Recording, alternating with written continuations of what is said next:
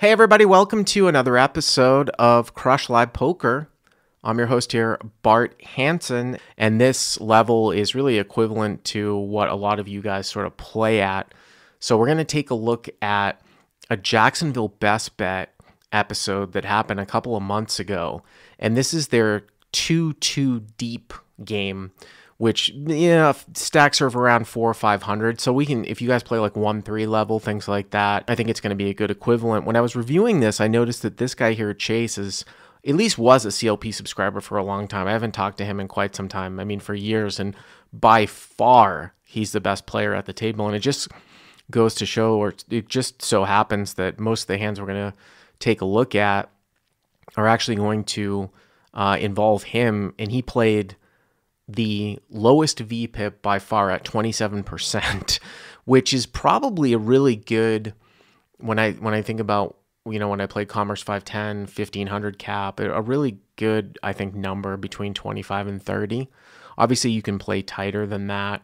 The thing about this game is, from what I remember, it is a drop game similar to what California was, or what I'm accustomed to in California, I think. I'm not 100% sure on that, but if that's the case and it was a drop game, you just saw some crazy stuff, which should never go on when you're playing in a drop game for some of you California guys, like late position open limping, where they're basically going to drop the entire pot. This is 2-2. Sometimes the game is straddled a little bit.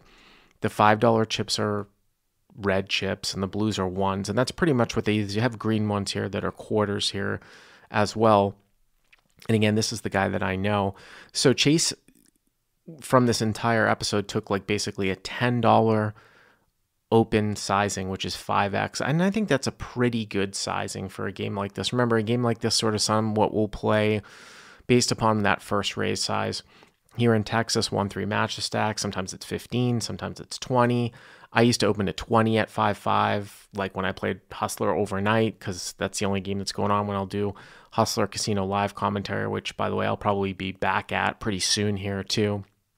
Probably a pretty good opening kind of sizing. And what that will sort of dictate is that you can't really look at stacks in terms of how much times the big blind it is. I mean, you can, but it's not really the same on paper because of, $10 is a small open for this game and it's 5x. So you will see very, very bloated pots very quickly. So we're going to see Chase here raise. Now we're going to see, obviously, Preflop play just all over the place. By the way, I think that Jacksonville has the best games in the country too. I might do, as my next video, like we're only going to do one night of this, which is their low stakes game. But even at 251K, the quality of the players from what I've seen is just really, really soft. Really, really, really soft. So, as I will do, I'll basically pick apart every single street. So Chase opens to 10 under the gun with King Queen off, which I think is a fine open when people are playing VPIPs of 40 or 50%. +2 here, going to call with Ace-10 of hearts. If you had a super tight opener and you were deep and you wanted to have some flats for mid position, I don't think it's egregious to sometimes flat a hand like this, although, again, you're going to be incentivized to play 3-bet or fold type of strategy to drive people out. With that being said, though, these players are so bad, you actually can get some dominated hands in there like weak aces. And these are really low-stakes concepts, and this is only 2 blinds. There's no antes, so it's not like a 3 or a multiple straddle type of format, which I'm accustomed to in Texas, where you're almost always incentivized to 3-bet because of that dead money. We did see an Ace-4 off fold, but you will see here Gucci is going to call in the small blind with Ace-8 off, which of course is very, very bad. And that kind of gets to a situation sort of coming up from the podcast here where you've got, even though he's from the small blind, if you imagine he's from the big blind, you've got 10 in a call, and this is an overcalled spot. If this guy was the big blind, obviously the small blind, it's definitely a fold, but this is an overcalled spot that probably should be a fold at that that three-handed sort of configuration where people will just call way too much. Interesting here, when it goes 10 call and then the small blind calls, so you're looking at, the pot being 32, and then it's another 8 for this guy to call. So he's getting 4-1 with 5-6 off. And I talked about how sometimes I'll come in with like direct connectors. It's probably pretty close. I don't think that he's giving anything away here by folding, but it's a call that you'll see a lot of people make in a spot like that. So borderline here with 5-6 off. Obviously, you're going to call with 5-6 suited. And then we're going to get some post-flop scenario. But obviously, Ali Man gets a little bit unlucky in the sense that, you know, he gets out-flopped here by ace-8. But sometimes in a two-blind game, I think you can sort of develop a flat range, sometimes with big aces, to actually let some dominated hands come in depending on how loose the game is. That's the strategy that I would implement sometime. What's going on, guys? It's that time of year again. It is Cyber Monday, Black Friday, and CrushLivePoker is once again offering a deep discount this year on all plan levels, even the Elite Yearly Plan. Even the discounted Elite Yearly Plan, if you sign up with the link below, you'll get 35% off of that one as well. And it is for life. As long as you keep the plan active, you will continue to get 35% off. It's really too good to beat. Check it out. Click on the link in the description for your chance to access this great deal. Gets checked over to here to Chase. This is an interesting one because he doesn't, obviously with an offsuit king-queen, he doesn't really have much. It's a really good board to CBet, but I would pull back here and sort of CBet bluffing matrix to start to think about, well, if these players are very, very loose, they're going to be piecing off with a lot. And also, too, understand that the lower stakes you go, the more weak aces that people will like to play, and the more they might be represented in a given scenario. So the way that I would adjust to that is do more c-betting on king-high boards with a hand like queen-jack, because someone's not going to have king-8 off, and people might not necessarily be playing all the king-x suiteds like you will see at low stakes with ace-x off. So you can sometimes, I would say, under c-bet ace-high boards when you miss in an unbalanced way. People will tend to reveal the strength of their hand by betting, and there's going to be a lot of ace-x represented in a given spot like this. So Chase decides to check here. He also has the nut no pair, and it gets around to this guy here in +2 with the ace-10 of hearts, and he's going to bet 25, which is really sort of large sizing when you look at sort of proportionally the size of the pot. But again, sort of another small stakes exploit. The smaller the pot, the more it's sort of absolute bet size. Like, it doesn't surprise me that someone's going to bet full pot because the pot is small right now. Different from if the pot got to like 1,000 in this game and somebody bet, 800. That would mean much, much different. So now he bets, and now Gucci here just calls. This is really interesting here too, because I don't want you guys to get confused by what I had talked about in the blind podcast, where I said, well, sometimes like if you flop aces up, that might be a very good hand to sometimes take for a check call. But I was specifically talking about against the pre-flop raiser, and usually on boards where there's a lot of other higher aces up represented by the pre-flop raiser. Like if it had come ace king 8 and you were in the big blind, you might want to check call with ace 8 all the way down the line. The difference between this hand is that number one, well, obviously that you don't have that high board, but more importantly, the pre-flop raiser is not the better here. It's this guy who is the better, and he's taken 25 here for sizing. So I would start building right now. I would absolutely start building right now, as I would probably build against the pre-flop raiser too, to be perfectly honest with you. You don't have to make it that much. This guy's 422 deep. I'd go to like 60, 65. Because what ends up happening is, how are you going to play this the rest of the way? Are you going to play it check call? Because if you get to the river and you never take the betting lead away, it's going to get checked back a lot, or somebody might check back turn for some like pot control. So obviously Chase can't call. He gets out of there with king queen. He can't overcall. Now the turn here is the king of hearts. So now this gives Aliman the nut flush draw. And this guy now, I mean, he has top and middle, but ace king really shouldn't be all that represented. Even at these stakes, I think a lot of people will 3-bet off. So the pot here is 82, and this is what I'm talking about. This guy's going to check. Now, what's interesting here for this guy, if I had flatted with ace-10, and ace-10 suited, obviously this is the best one to have because he's picked up hearts and he can call across, check raises and things like that.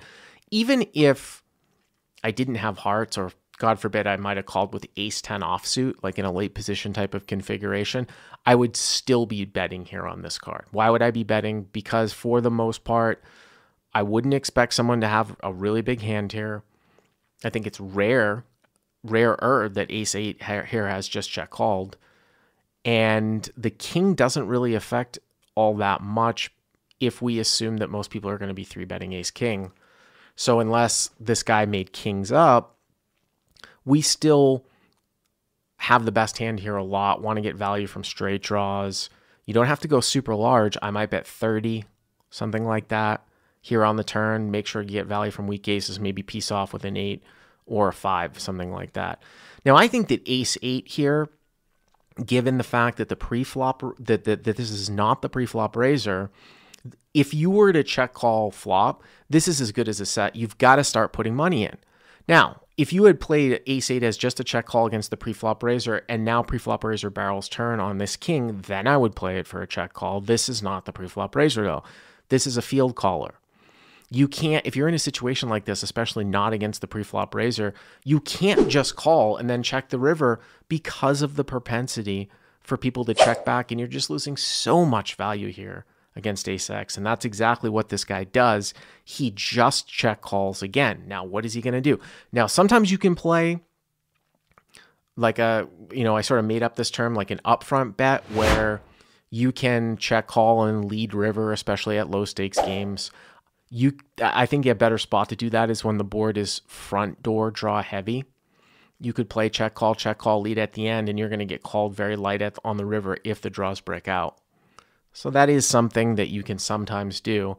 Again, I would have check raised flop against a field better. If I played it like this, I'd be check raising turn, because I would still think I basically have the nuts here against a field better, unless the guy's got pocket fives, because he's not going to have ace king, aces, kings, something like that. And I don't want to give up the betting lead. I mean, I don't want to continue to just give the betting lead up. So now the hearts break out for Aliman. This guy's going to check once again, and Aliman's going to check it back. I mean, I see this stuff just so much. It's not, when you see me on the call-in show talk about this stuff, it's drawing from years and years of experience. So a shit ton of value lost here by ace-8. It's interesting from the ace-10 perspective.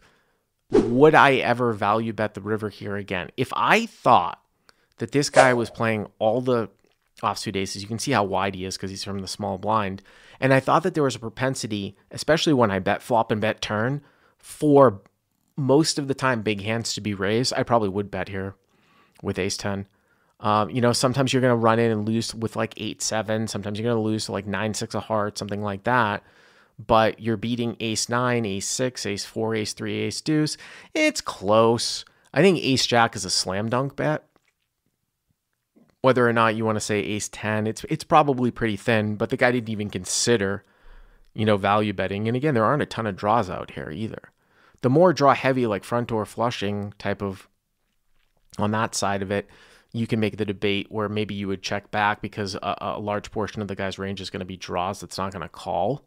On the flip side to that, you could still bet thin, and you might get called down even by lighter than ace-x because the other guy thinks that you might be on a draw. So this one's close, but he doesn't even think about it, and he just checks back, and that's just normal. But this guy lost a ton of value here. All right, next hand here actually reminds me of what our new content creator, Squish My Tomato, has been saying, that bluffing is the new thin value betting in live poker sometimes, where sometimes people will overfold. Now, that's usually not applicable to the small stakes, but this is a little bit of a interesting hand here and kind of a unique scenario for Chase. In this particular hand here, we are going to see a raise to 12 from under the gun here with 7-8 of clubs. These hands will definitely go down, way down in value, I would say, when you are playing a very loose table, where when you're raising from up front, you're getting 3 or 4 calls. High cards are going to go way up in value. It plays more like a limit game, obviously. Now, you can structure barrels and things like that, but definitely of note because it's going to be a little bit more shallow at the small stakes. So it's more showdown oriented. So you'd want to have high cards. So king, queen off, king, jack off, I think would be way more valuable in this spot than 8-7 suited. So Chase here in the hijack with king queen offsuit. He's going to play what looks like a sort of a solid 3-better fold strategy.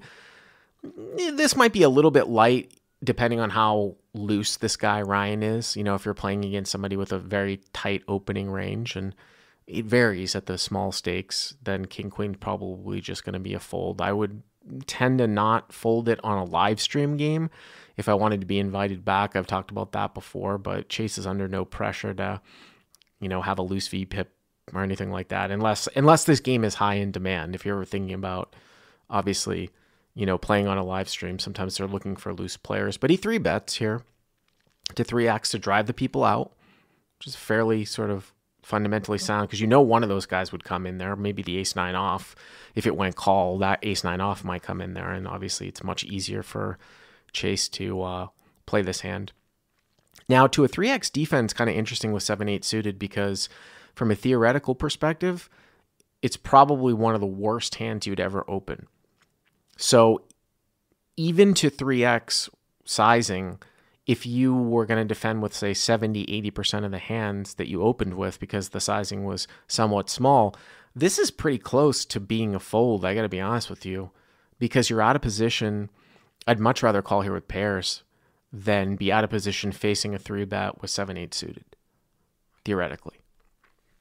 But this guy I will call, and it doesn't really surprise me all that much. So this is a 3-bet pot, and the pot's $75, and there's a little bit of stack depth here.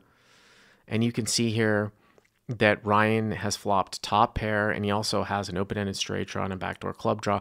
This board really shouldn't hit either player all that hard, unless, again, from a theory perspective. And I think the reality is you'll see people at the low stakes play these mid to small pairs, but usually not for opens from up front. So I'm even a little bit surprised to see the open of 7-8 suited. So anytime you have an open and a 3-bet, usually the 3-bet's going to be tighter, and especially in this case. So when you get a rag type of board, the board in general will favor the initial opener who's defending to the 3-bet, because their range is wider than the 3-better's range. So it's not like overly complex, but in a very tight configuration, it could be irrelevant. Obviously, you can see he hits it. Like if the board came out 3-deuce-deuce, it really shouldn't be all that relevant. I assume that Chase was probably going to be c-betting a lot of boards here, and maybe this is one where he's not. So he decides to check it back, and I'm kind of fine with that. Now, this is where it gets pretty interesting here, because the turn is an ace. Now, obviously, that could hit Ryan, because Ryan could have any ace that he might be defending here with, and Chase doesn't have an ace. So really the question becomes, how do you want to play this? Do you want to bet here to try to get like a hand like deuces, threes, something like that to fold out?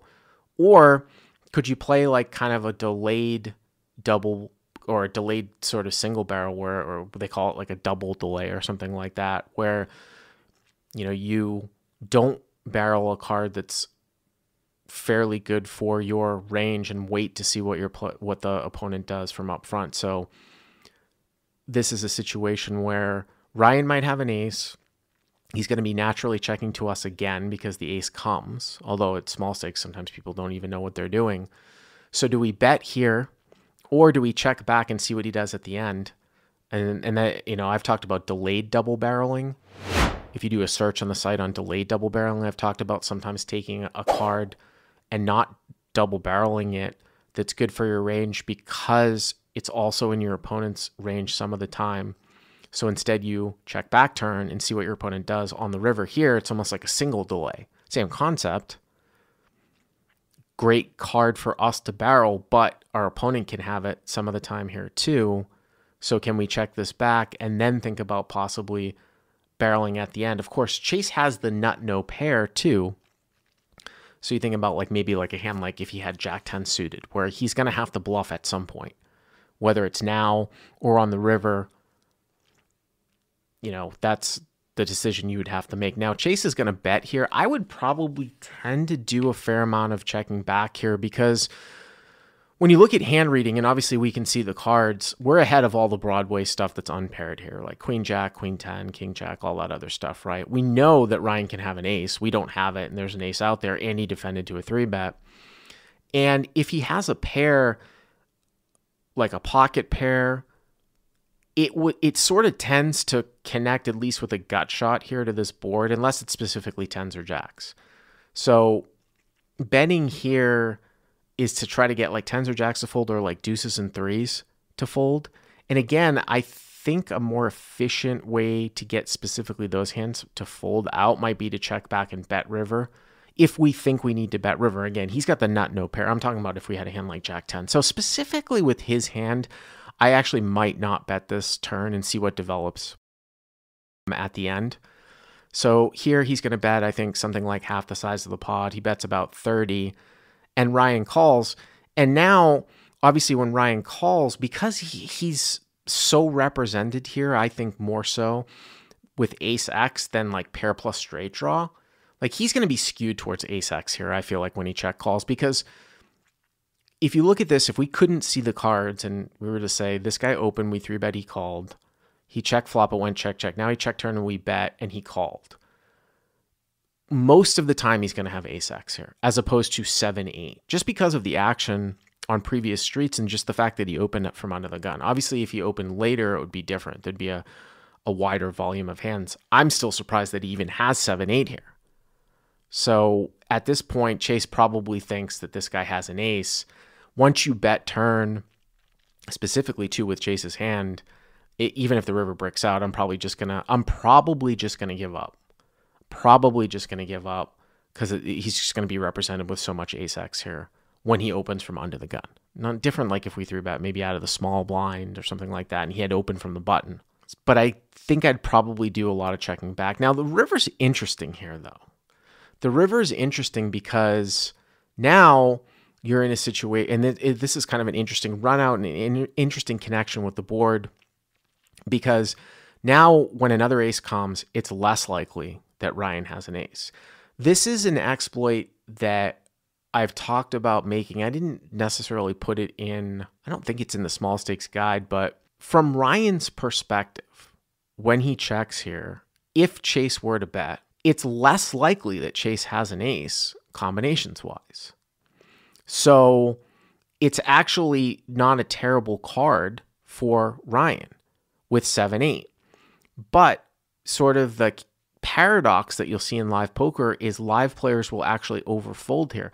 They don't realize that, like, if the river was like a deuce or something like that, they might call if the board is 7-6-5 ace deuce with 7-8.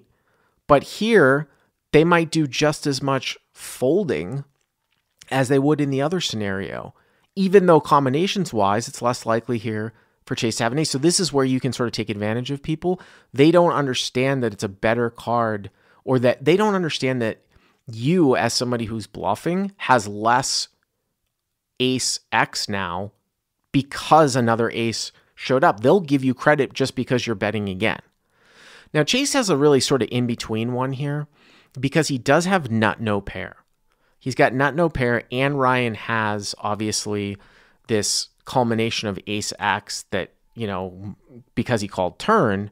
Now, it is less likely that Ryan has ace X here, but if Chase were to bet in this particular case, I bet it would get through. I bet this one would get through because live players overfold in this particular spot, not knowing or not quite putting it all together from Ryan's perspective that Chase has less ace X because there's another ace out there. So if I was in Chase's spot and I could see Ryan's cards right now, I would absolutely bet here. I would absolutely bet. Obviously, poker is a game of incomplete information. Chase doesn't know Ryan's cards, and because Ryan is still going to have a fair amount of ace X here because of the preflop configuration, it's probably an okay check back, because really what you're trying to do here by betting at the end is again, like bet off like 9s, 10s, jacks, something like that. But I probably would have checked it all the way down to the end. And then specifically with King Queen, probably would have checked the river too. And if I had a hand like Jack 10 suited and I had decided to play a delayed barrel, now I'm going to bluff with Jack 10. Now I'm going to bluff with Jack 10, especially if Ryan checks the river, because unlike what actually happened, if Ryan had trip aces here, he'd bet. Remember, this went check, check, check, bet, call. So Ryan's got ace X, and now the river's an ace, and Ryan might check again to the guy.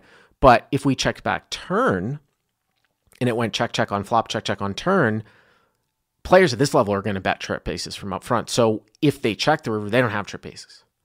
So that's when we put out the bet. With the Jack 10, King Queen still might. King Queen, before that reason, you could maybe make a case. If we check back turn, it went check, check, check, check, maybe make a case of betting, but at that point, the pot's so small, I think people might find a hero call. So even though it's kind of a little subtle, small hand, I think there's a lot of interesting things going on here. I can't fault this guy for checking back, and 7-8 suited wins. All right, on to the next hand in this quote-unquote 2-2 uncapped game. And this is going to be a lesson in what not to do with sizing. That's for damn sure. And this is something that you will see from old man coffee types and stuff like that quite a bit. So in this particular situation here, no straddle. So again, just $2 here. And you can see like pretty deep with the blinds, but the large open size going to restrict the sort of, SPR and things like that. So this guy, after we saw with the 7-8 of clubs, he's opening definitely light from up front. We get a call here from +1 with 6-6. If you wanted to play strictly sort of theoretical against GTO ranges, 6-6 is probably a fold here from +1. I would have a very hard time folding any pair to a raise at this stack depth in a typical small stakes game where squeezing really isn't going to go on, because it's just going to go call, call, call. It's going to be a straight set mine. I would say that the lower stakes you play, the more you can go along with 15, 25, 35, which is that rule of, can I make 15 times the raise size if I set mine and hit?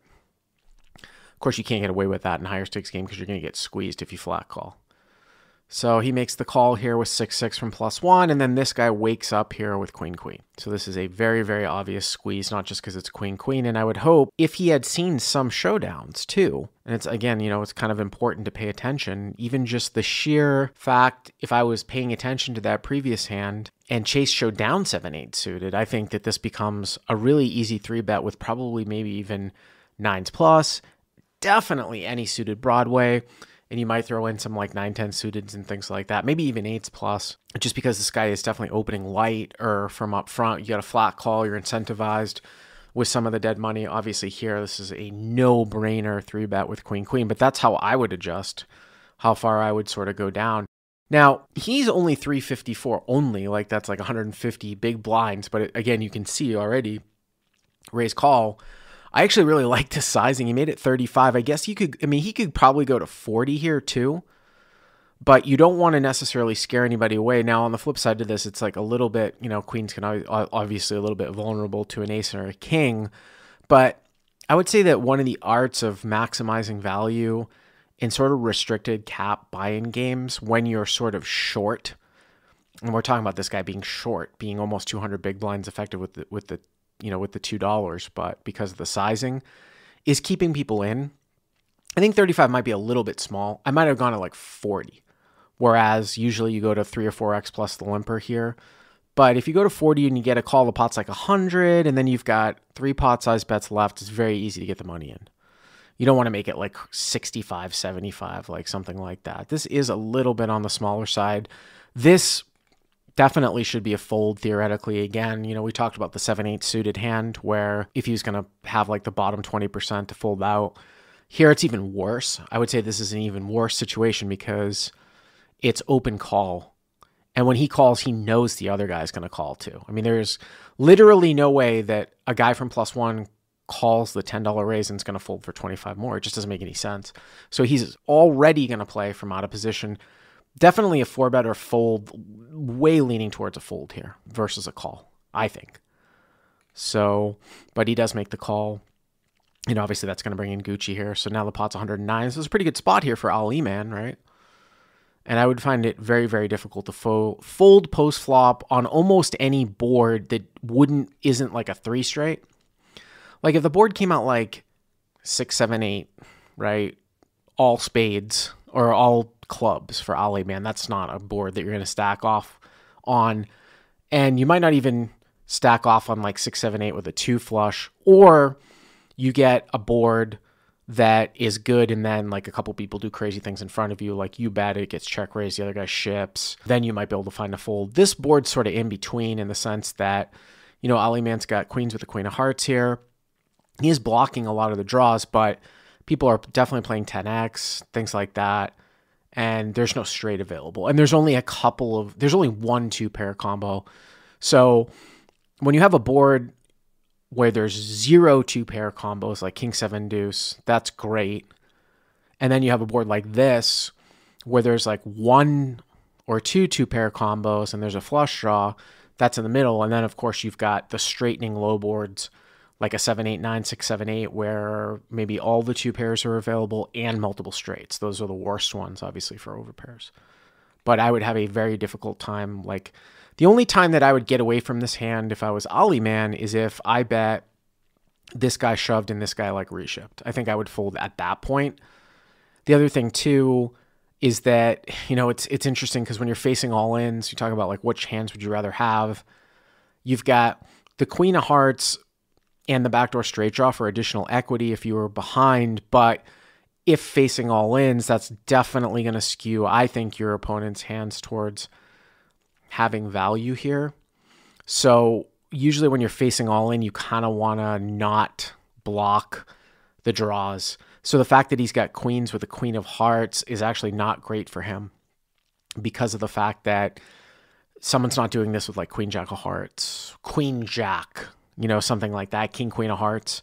If you take the queen of hearts out, there's far less combo draws. Probably the jack being the most prevalent card. Like if Ali Man had like jacks with a jack of hearts, then yeah, it's really hard for somebody to have like a combo draw. But that would literally be the only time at this stacked up that I would ever get away from it here. But there's really no reason to go for this sizing here because the guy's got 320 left. Why would you bet pot here? If called, you have a pot size bet left moving to the turn. Don't allow your opponents to play perfectly here. I mean, if you are this guy's opponent and he doesn't bet with like ace king of spades here, if I opened like jack 10 of diamonds, got a call, and then this guy 3-bet and I defended, the other guy called, I'm talking about like if I was in Ryan's spot with like jack 10 here or like queen 10, you know, spade, something like that, and he fires out a bet like this after a 3-betting pre, I can just fold out 10x, especially with the guy behind me. That is a disaster for queen with sizing. Yeah, sometimes like somebody's going to give you a bad beat, but this game is all about trying to get maximum value. You do not want to get these types of hands to fold out. Now, if he had bet like 35 or 40, who knows if Ryan might have pieced off, but if Ryan folds, I think Gucci calls for sure with 6-6 because, you know, people might think that he's got ace king, but once he goes like full pot here, it allows your opponents to fold out correctly, and that is exactly what you don't want to do. All right, next hand here is pretty interesting too, having to do with a little bit of maximum profitability by being unbalanced. So we'll take a look at this spot and then we'll examine what I am trying to basically advocate here. So this one's going to involve this guy Chase again, who, like I said, was a long time CLP subscriber. I don't know if he still is now, but it's going to be jack here to 20. And there's a button straddle here, I believe, in this hand. There's something a little bit wanky because the small, there it is. So they allow the button straddle, which I'm not a huge fan of in Hold'em. I think it's probably okay, though, in this game. I just think it tends to kill the action. Maybe it wouldn't in this game because it's kind of so low stakes. But this guy button straddles. I've talked about this a little bit in the past, too. It's interesting, like a strategy for playing out of the blinds with button straddles when you're first to act because you are in the absolute worst position, worse than a normal blind play because at least in normal blind play, you know, you're acting last pre-flop. Here you're acting first.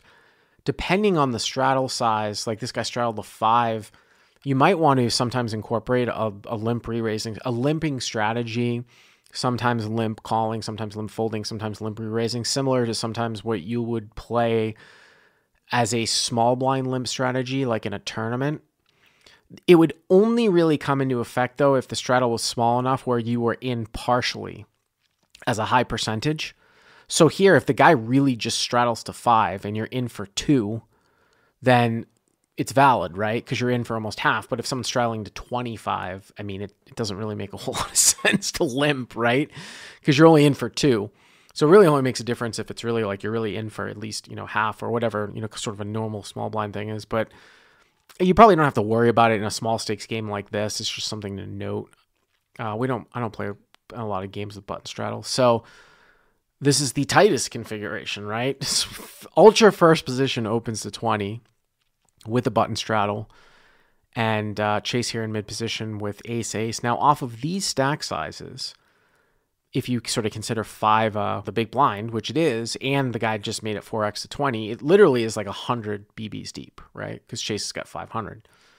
So it's just like a 100 BB deep hand. I mean, I would go to like 65. This is where I'm just like, oh, okay, I'll make it 60, 65. Not anything too crazy. Not insanely large. I don't need to make it insanely large to get maximum value here. It looks like he went to maybe 70, which is fine. So 3-bet here to 70. And sometimes when you're really short, you can play a little bit of a trappy game too, and sometimes actually call with big pairs. If the effective stacks are really short, like I said, it kind of reverts back to a tournament. You're not giving up that much if you don't have that in your game. But there are some little creative things that you can do with short effective stacks. So Ryan's going to defend here. So open up Jack-Jack. We saw that Chase wasn't necessarily always like 3-betting premiums. We saw he did it with, King, Queen off, things like that. So pretty standard call. So it's $150 here, about 3 pot size bets left. And it comes out 8-9-3. And again, most likely, and again, this is even a more extreme scenario than the hands from before where this dude opened ace-7 and 8-7 from under the gun. I wonder what he would have done with those hands, actually, because he was in for half. I wonder if he would have limped them. So he's even tighter, but he probably has 9s and 8s more than Chase has. A little bit more, unless Chase is just always playing a 3-better fold strategy, where it probably wouldn't matter. Talking about thinking about like a nut advantage, range advantage, something like that. Obviously, Chase has got a very easy CBet. This is, again, one of these boards that's not quite as good as King 7 Deuce, but damn good, even a little bit better than 10-9-3 or 10-9 Deuce like last hand, because this is rainbow, not as many straight draws, but only 1 2-pair combo, right? Sort of like looking at the bucketing like the quality of flops as they are good or bad for like over pairs and things like that. This is a pretty large bet here. And I think maybe this was just like a function of him thinking that Ryan's just never going to fold. I mean, he went 125 here. If the guy calls the pot's 400, you don't really need to go that large. You want to shape a hand here where at least you have some bluffs. Another thing, too, that I will say specifically with ace-ace, like it would be an absolute disaster here if he went 125 and got like folds from like deuces, 5s, things like that. Now, maybe, I don't know off the top of my head, he is allowed to go really large on a board like this in quote unquote, as playing against optimal ranges. But it still might not be the most efficient way to do it with short stacks. There's just really no need. I mean, if with deeper stacks, it makes a lot of sense. But with short stacks, I think it's just a little bit too large because, like I said, it would be an absolute disaster to get someone to just fold 6s, 5s. You can easily go 1/3 here. Another thing of note here, too, when you specifically have aces, is that when you do go small, you'd like to get peeled by ace high. Obviously, there's less of a chance that someone has ace high when you have aces. So that's another thing just to keep of note. So he goes 125, and he's going to have about 300 left. So if the guy calls, the pot's going to be like 400, so it's about 3/4 of a pot size bet left. So we haven't really gotten to that threshold point, although we will sort of after the turn. And this is where the interesting turn, I think, comes up, which is a king, which is obviously very, very good for Chase's sort of range here. If he had missed with ace-king, now he hits. And you want to get action from hands like jacks and sort of things like that. So I think that what I would do here is bet, again, very small so that you do have some bluffs. you could go, even if you went a quarter pot and the guy called, the pot would be 600 and you'd have 1/3 of a pot size bet left. You could go 75 here. And where I will advocate a little bit of imbalance is that I would go very, very small in a situation like this where a turn card is very good for my range with less than a pot size bet. I would bet very small when it smacks me.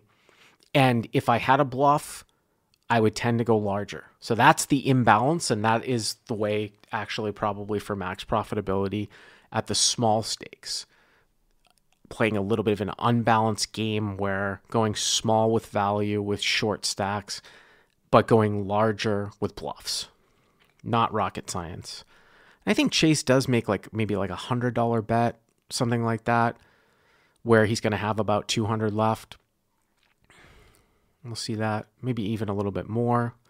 And now we do have a sort of a threshold. He bet 150. Now we do sort of have a threshold thing here for Ryan, because if he does call, the pot's going to be 700 and Chase only has 185 left. So it probably is really a check raise all in or fold, because it's just a situation where he's probably not, if he's not going to fold the river due to pot size, then he probably should just get it in if he wants to continue. I think that this card is probably so bad, though, for his range and so good for Chase's range that I might just fold. That's why I want to go smaller with Chase and put him even in a more difficult spot. I mean, he went 115, but if you went 75, then Ryan's really, really sort of in a screw. You want to put them in a very, very awkward spot in a given situation. But I think I might just fold now. If we are in a situation where it's check raise all in or fold, I think I might just fold now. And the reason why it's, again, check raise all in or fold is because it's just a disaster. If someone's behind the jacks, but they have equity, and they're not going to bluff the river at the end, then you're just allowing them to sort of realize their equity. If that is the given situation that someone's not bluffing at the end, you have to actually bet for protection here. So that's where kind of the funky little threshold things. But again, I think that this is such a good card for a tight configuration 3-bet. Because when you look at like what are the 3-bets here, remember it's a button straddle. So what are the 3-bets here from Chase from +1? Lots of ace kings, pairs above jacks, right? We saw him do it with king queen. So you really have to be like, well, the only thing I'm really ahead of here is like tens, maybe, if it's ever played this way, or like Broadway draws that are barreling again. And the Broadway draws we want them to have, we block with Jack, with Jack 10 and Queen Jack, right? The only thing other one would be like Queen 10. So I think I would probably just give this one up. But he decides to eventually just go with it. And Chase is going to win it. But I would go a little bit smaller there if I was Chase. All right, a couple more hands here. And this one's going to be a limped pot. Love me some limped pots. And this is pretty egregious, the way that this one was played out, I feel like. But there's going to be a lot of limp pots and obviously small stakes games. And there's a lot of material on limp pots all over the site. Easy search. One of the things I talk about in limp pots is attacking limp pots, just like attacking the field better. You can do a fair amount of driving draws from out of the blinds on dynamic boards where people just don't want to go broke in a limp pot, where, you know, the board contains a card where top pair is most likely going to change, like 9-8 deuce, something like that. So limped around here. By the way, you see an overcall here. So call, and this guy overcalls. Again, if this is a drop game, that's very, very bad. And also, too, like even probably if it's a drop game with anything playable, if these two guys limp, I might even raise 7-6 suited here and just take it down a lot. Make it like 25 or something like that. If it's a drop game and they're going to drop 5 out of a $10 pot, it's just crazy. Again, I'm not 100% sure how they do it in Florida. But 4 ways limped around. So the pot's $8. Maybe they're not taking... Oh, he is taking some. I think he looked like he took 2. So maybe it's not a flat drop. It's maybe a rake. So here... But obviously you can raise 10-9 of diamonds. But, it, you know, people are limp happy. So here we've got a combo draw here with 9-10 of diamonds. And Brett here in the small blind with a free look. Just a dry dry flush draw. Now, this is not the type of board, though, where I would attack a limp better on king, queen, deuce, because if somebody has a king, they're not going to fold. And a king is going to remain top pair. So this is much, much different than 9 deuce 3 2 diamonds, where 7 6 of diamonds would be a very fine play, I think, as you can barrel these disconnected over cards and things like that. So this is a little bit different. And obviously it's going to get checked over to this guy that should have raised pre-flop. He's going to bet 11. 11 into, by the way, the guy took $2, right? So it's a maximum pot of $6 after he took the drop. It could even be less than that. If you don't believe me when I talk about absolute bet size, the guy is betting 1.5x the size of the pot with $11 into 8. Do you think that if he were to bet $1,100 into an $800 pot, that it means the same thing? So it is absolutely about absolute bet size when the pot is small. And it's also about absolute bet size when the pot is large as well, but in the opposite way, where smaller percentage of bet sizes mean less, and the amount means more. And here, the amount means more and the percentage means less in a different way, just because the percentage is going to be huge. So he bets 11. Brett here is going to call. I mean, if you wanted to make a really, really nitty case for it versus sort of like a full pot size bet with two people behind you and just a dry flush. I mean, he has no possibility of any real backdoors. He can't make a straight, which is kind of rare with a direct suited connector. Like even if there was a 3 out there, he could pick up some backdoor equity. You could fold. You could definitely fold for sure. The other thing that I would, sometimes will come to my mind is it's a limped pot. So the chances that somebody actually has something strong on this board isn't all that good, as opposed to if it was a little bit of a lower board where maybe someone might have like middling 2 pair, because I'm going to assume that someone's going to raise kings and queens, right? And maybe even king, queen after a hijack limp. So if you take those hands out, a soul hijack limp, if you take those hands out, probably, unless he has deuce, deuce, he probably fares not to have all that strong of a hand. And occasionally with 7 6 of diamonds, you're actually up against a bigger draw. So that's why it's probably, the more I think about it, this is probably just a fold. But he calls. Okay, turns a jack of diamonds. They both have flushes now. Now Brett is going to check again. And Ali Man here he's got a straight flush draw. And he also has the third nut flush. So he loses to the ace and the king here. And he has a straight flush draw. And, obviously if someone were to have the king high flush, they would have to have just played the flop as a check call with like king X of diamonds. Same thing with the nut flush draw. I mean, it's possible. So obviously he's going to bet here again. He bets 20. Brett here is going to check raise. I mean, in general, I'm not a huge fan of the way that this is played. Again, a little bit unbalanced at the small stakes. Usually I will actually come out and bet my hand if I make my draw from up front, because it's going to get checked through so much that I'll just come out and bet a lot. So usually, like if you see me check call in a situation like this and lead turn, I usually have a lot of value. Sometimes I'll have some bluffs too. Maybe I'll have ace 10 here with the ace of diamonds or something like that, right? Well, actually, that wouldn't be a bluff. Some sort of bluff. Jack 10 with the 10 of diamonds, something like that. Some sort of bluff occasionally, but it does get checked through a lot.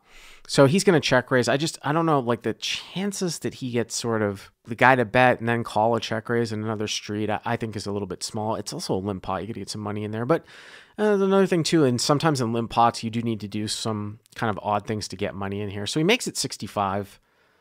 And I think the play here with 10-9 of diamonds obviously is to just a call, right? With third and fourth nut here. So just a call.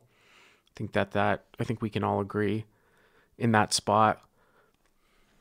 And this dude has like 368 left, and the pot's going to be like 160, and we're going to roll to a clean river here, and the river is an 8. Now, why on earth Brett would check here is beyond me. I mean, this is just sacrilege. Yes, we can see the cards, and he's losing, but check raise turn and check the river for what? Here's the reason why, and this is part of the reason why I picked this hand. The only reason why you would do this is you're trying to induce a bluff, right? You're not going to get, I don't think, a worse hand for value to bet that would otherwise fold if you bet. Like if the guy had queen jack and he's going to value own himself now, whereas if you bet the river, he just folds when he doesn't fold. That's not the dynamic here. So the problem that I have with checking to induce a bluff is that a bluff would assume that the guy had a high diamond. What's the problem with that if we hold 7-6 of diamonds? A high diamond is the king of diamonds, which is top pair, which will just check back. Like if you had king 10 off with the king of diamonds. Or some other diamond. Remember, the guy did bet the flop too. Or some other like ace of diamonds. Like it's just really hard for the guy not to have a pair. That's another thing in small stakes exploit. Well, first of all, if you can obviously boil it down where if a guy has a pair, if a draw that missed is going to have a pair just based upon the hand a lot of the times and the guy bets, there's a very good chance he's not bluffing because he's not turning a pair into a bluff. This is a similar situation where, but sort of flipped around, like all the kind of high missed diamonds are paired. So it's just going to go check, check. Like there's no reason to induce a bluff here, right? Now for Ollie Man, once this guy check called and he checks, obviously you're going to value bet. I would probably think that the guy's an idiot and has like king X with some diamond here. I might go like 100, 125, something like that. It's just, you know, like I said, it's just sort of beyond bizarre. And we're going to get a bet here. So yeah, he went 80. I mean, I would go larger here. And this guy calls and flush over flush. All right, last hand here. Chase got a lot of good hands, but this was a pretty good one here too, I think, to take a look at. So this was a button straddle to 5 or 4, actually. I think something like that. It's kind of stupid, right? Button straddle to 4. It's like a double straddle. So again, this is where like, oh, maybe sometimes you have like a limp kind of strategy. So this guy's first to act here with the small blind with 15. So he's going to raise it up here to 15. So just about 3.5x with ace queen off. This guy under the gun makes the call. Now, one of the things though too you have to sort of recognize is, we love to play like a 3-better fold strategy to sort of like get everybody else behind us out. But when very short in capped games, you don't want to commit yourself. So when this guy's coming off a 150 and he raises to 15, can we 3-bet fold King Jack of Hearts? Could we make it 45 and fold if he jams? If the answer is yes, fine. You're going to deal with very, very short effective stacks post-flop. But sometimes with hands that are too good to fold but aren't strong enough to 3-bet call, you actually are forced to flat some of the time, I think, because you don't want to commit yourself. Now, obviously, Chase here was up a ton now. He's got king. So there's a couple of things going on here in terms of sizing. Obviously, we can see that Dallas is really deep. So if Dallas is the type of guy that likes to call a lot, normally we don't target a flat caller, especially when a guy opens from a very tight configuration. I was going to say we can really dink and dunk Kevin here. Like if Kevin had opened and there was no caller in between, we could just make this 40 or something. So easy to get all the money in.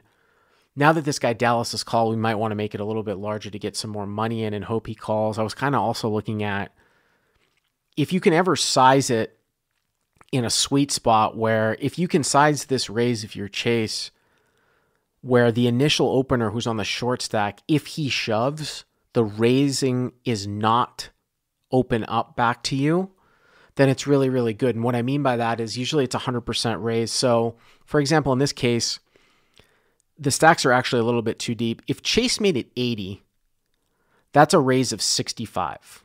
So in order for Kevin, if Kevin shoved, in order for the raising to be back up open, Kevin would have to have at least 80 plus 65, 145. So if Chase made it 80 here and Kevin shoved, if Dallas called, Chase would not be able to re-raise again because Kevin doesn't have 100%. But if Chase made it 70 and Dallas called, Chase could open it back up. So if you're in Chase's spot and you have the opportunity with a big hand here in this specific situation to size an amount where if the shorty raises all in, this guy can be like, if I call, can this guy raise? And they're like, no, he can't. That's the spot you want.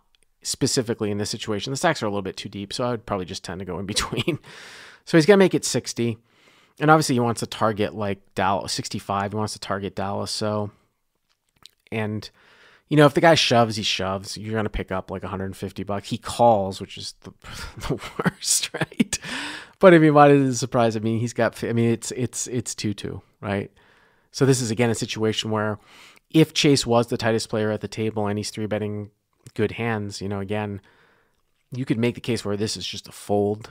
I mean, he is kind of shallow, but it was only $4, so he's playing equivalent to like maybe 40 blinds. Remember, it's open from the tightest spot, small blind against a button straddle, call, and then the tight player 3-betting. You could probably just fold.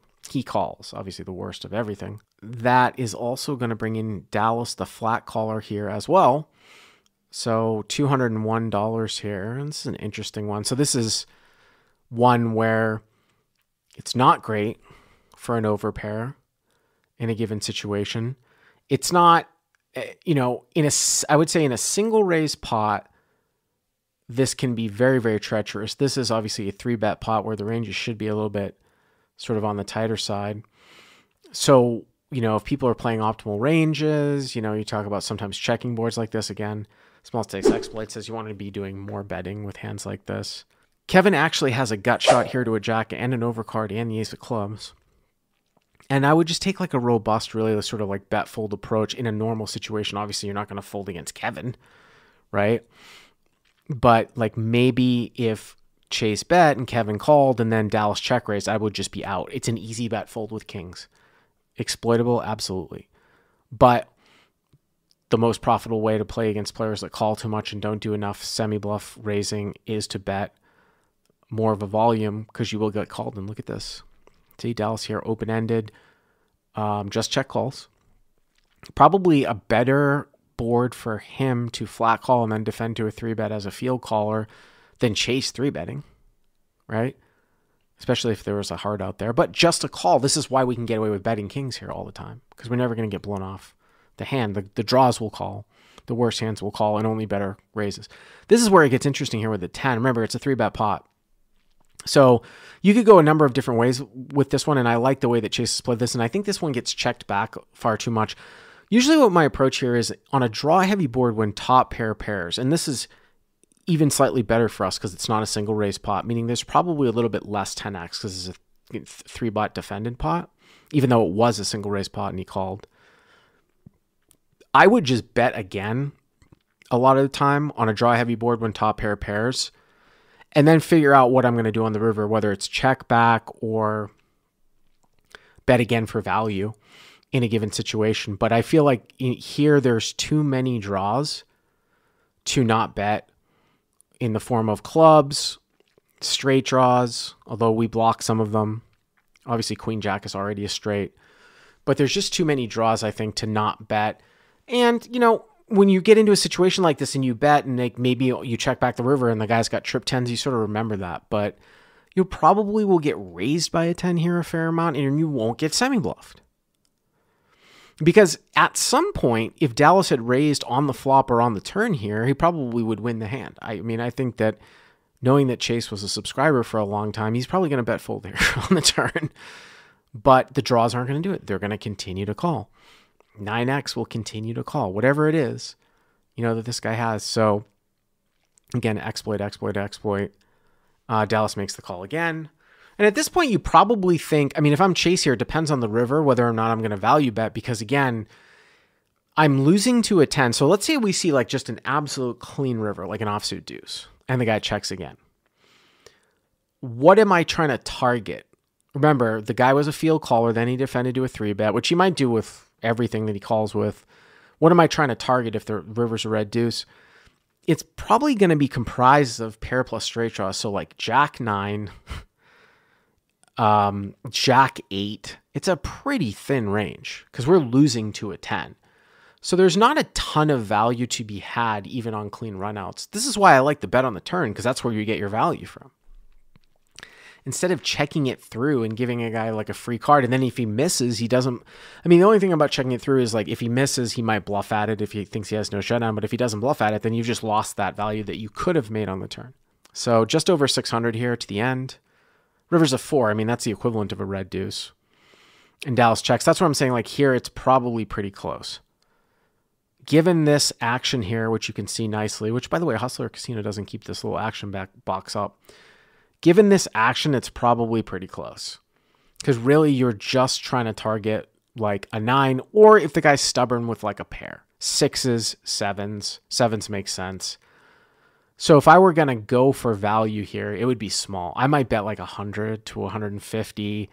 And of course, a good player could snuff that out and really, really, really put you in a tough spot, but we don't have to worry about that. I don't think he has jacks or queens because he just called. I think he 3-bets those off, right? Because there was a raise in front of him. So that's why it's kind of an extreme situation because you're losing to a 10, the draws break out. So in a situation where sometimes if you're losing or the draws break out, you're supposed to check. In order for a bet here to be worth it, obviously you have to get called and be good more than 50% of the time. And I think that the hands that would do that are not strong hands, and we really have to control our sizing here. If we bet 300, when we're called, we're not good 50% of the time. But if we bet 100 when we're called, we'd be good more than 50% of the time. So that's the gauge in terms of value betting. So Chase goes 175. On the small side, I still think maybe a little bit too much, but he's got the right idea. And obviously Dallas is not going to call with a busted straight draw. And that's going to wrap it up for us this week, guys.